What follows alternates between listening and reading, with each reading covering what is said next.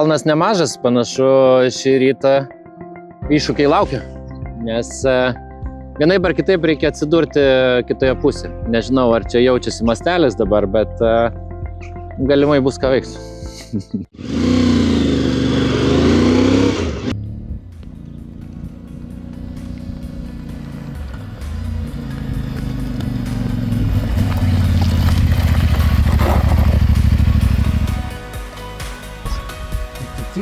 Another side, yeah? Okay. Is the quality good? Slėgio susireguliavimas keičiantis dangai yra svarbus dalykas. Padanga minkštesnė, patogiau važiuoja, išvažiavus ant asfalto, vėl reikia kažkiek tai kietumo, tai čia tokia nuolatinė dienos procedūra.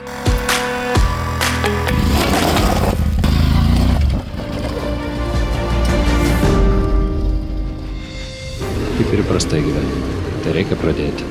Akmenų kiekis važiavimo nelengvina, tačiau šiuo atveju lengvų kelių neieško.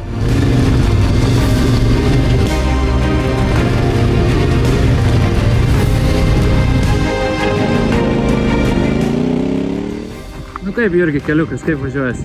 Super, siela džiaugiasi, vaizdai, nėra žodžių, tiesiog fantastika.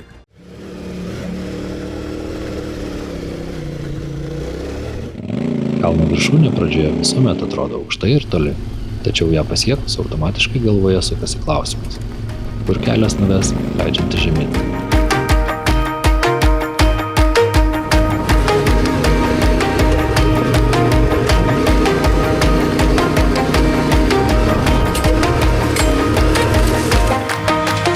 Ir štai kiek netikėtai, kelis kilometrus maršrutas veda netgi paplūdimį. Pasirodo, keliaujant Graikijoje ir taip gali nutikti. Aišku viena, prasidėjo lygumus. Aukštai į kalnus kol kas kilti nebeteks.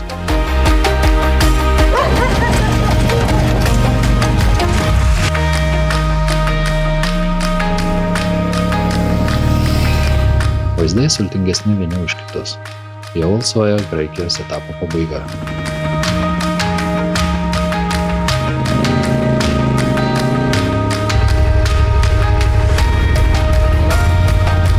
Nuo Atėnų iki Janinos miesto nuvažiavome 940 km.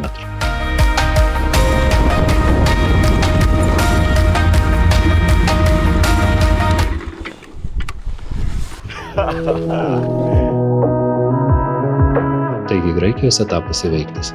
Tačiau tai tik įžanga ilgame Europos vertikalė bekelė projekte. Albanijoje jau ranka pasiekiama, vos už 50 km. O ten bekelė rašys naujas taisyklės. Iki susitikimo kitoje sienos pusėje.